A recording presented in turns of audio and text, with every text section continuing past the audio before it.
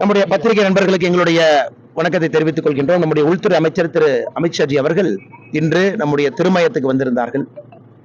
காரணம், இதற்கு முன்பு தேர்தல் பிரச்சாரத்தின் பொழுது வந்த பொழுது இங்கே இருக்கின்ற திருமயத்தில் இருக்கக்கூடிய நம்முடைய பைரவர் சுவாமி, சிவபெருமான், இங்க இருக்கக்கூடிய பெருமாள் அவங்க எல்லாம் தரிசிப்பதற்காக அன்னைக்கு ப்ரோக்ராம் இருந்துச்சுங்க.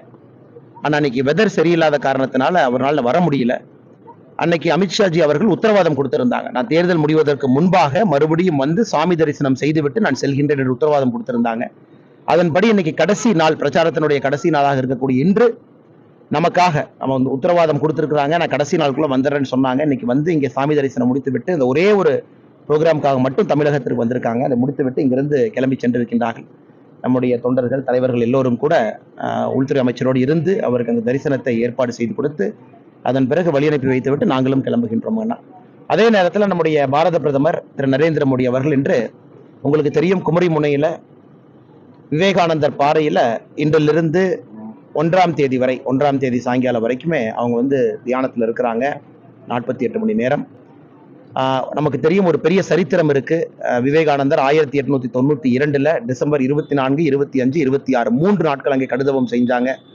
அதன் பிறகுதான் நம்முடைய பாரத அன்னை, இந்தியாவுடைய தன்மை, அடுத்த இந்தியாவுடைய வளர்ச்சி, இதையெல்லாம் கூட விவேகானந்தர் அவர்கள் தன்னுடைய தவத்தின் மூலமாக இங்கே உணர்ந்ததாக பல இடத்துல பேசியிருக்காங்க. இன்னைக்கு நம்முடைய பாரத பிரதமர் அங்கே வந்திருப்பது நமக்கு பெரும் மகிழ்ச்சி அளிக்குது. அதுவும் குறிப்பாக தன்னுடைய பிரச்சாரத்தினுடைய கடைசி நாள், எல்லா பிரச்சாரத்தையும் முடித்துவிட்டு பஞ்சாபிலிருந்து நேரடியாக அங்கே வந்திருக்கிறாங்க.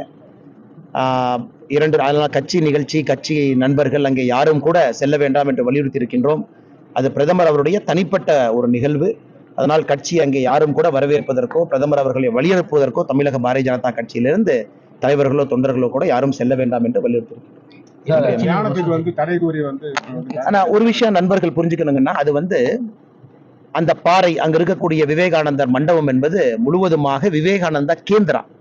அது ஒரு தனியார் அமைப்பு நடத்தக்கூடிய அந்த விவேகானந்தர் பாறை எல்லாமே தனியார் அமைப்புக்கு சார்ந்தது. அங்க விவேகானந்த கேந்திரா இருக்கு. உங்களுக்கு தெரியும், அது சரித்திரம் நண்பர்களுக்கு தெரியும். ஏக்நாத் ரணதே அவர்கள் பெரிய ஒரு போராட்டத்திற்கு பிறகு அந்த விவேகானந்தர் பாறை மேல அந்த விவேகானந்தர் தியான மண்டபத்தை கட்டினாங்க. அதனால் இன்று நம்ம குமரியில் இருக்கக்கூடிய கலெக்டர், தேர்தல் அலுவலர், அவரு கூட ஒரு பதில் சொல்லியிருக்கிறாங்க.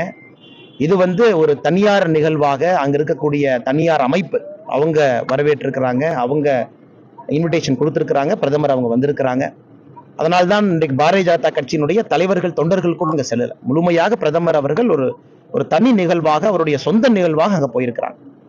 அதனால் இதற்கும் கட்சிக்கும் இன்னைக்கு பாத்தீங்கன்னா சம்பந்தம் கிடையாது. அதனால்தான் அரசும் கூட எங்களுடைய அனுமதியும் இதற்கு பெற தேவையில்லை என்று சொல்லியிருக்கிறார். நன்றிங்க. செய்திகளை உடனுக்குடன் தெரிந்து கொள்ள உடனே சப்ஸ்கிரைப் பண்ணுங்க.